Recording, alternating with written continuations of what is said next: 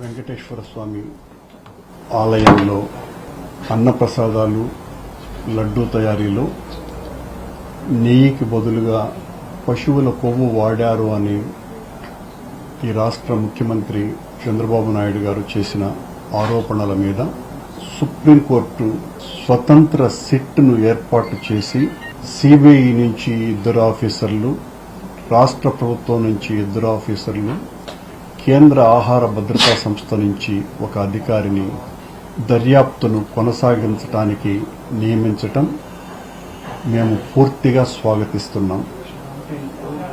మా సమయంలో నేను గాని సుబ్బారెడ్డి గారు గాని టీటీడీ పాలక మండలి అధ్యక్షులుగా ఉన్న కాలంలో ఏ విధమైనటువంటి తప్పు చేయలేదని ఆ దేవదేవుని పాదాల మీదనే ప్రమాణం చేసి చెప్పటం జరిగింది.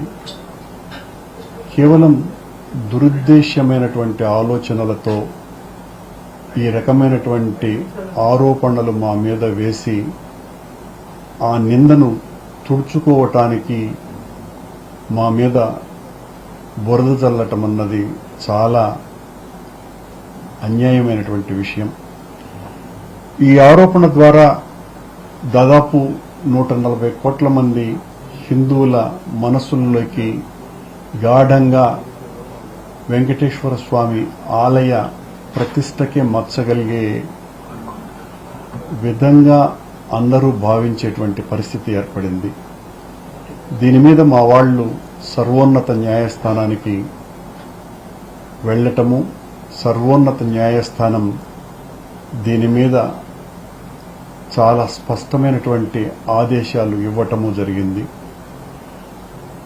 రాష్ట్ర ప్రభుత్వం నియమించినటువంటి సిట్ ఏ విధంగానూ కూడా న్యాయం చెయ్యదు అని మా భావన, అదే మా వాదన.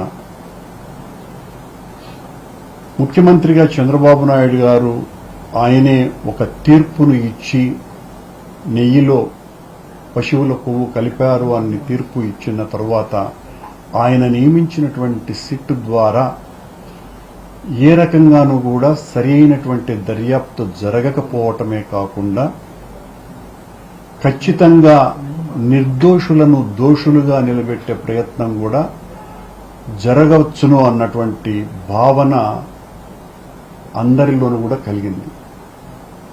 కానీ ఈ రోజున సర్వోన్నత న్యాయస్థానం ఈ రకమైనటువంటి ఆదేశాలు ఇవ్వటం మూలంగా ఆ స్వతంత్ర దర్యాప్తు సంస్థ సిబిఐ డైరెక్టర్ పర్యవేక్షణలో వాస్తవాలను వెలికితీసి ఏది నిజం ఏది అబద్ధం అన్నటువంటి విషయాలన్నీ కూడా అతి తొందరలో బయటికి వచ్చేటువంటి ప్రయత్నాలు చేస్తుంది అని మాకు ప్రగాఢమైనటువంటి నమ్మిక ఉన్నది.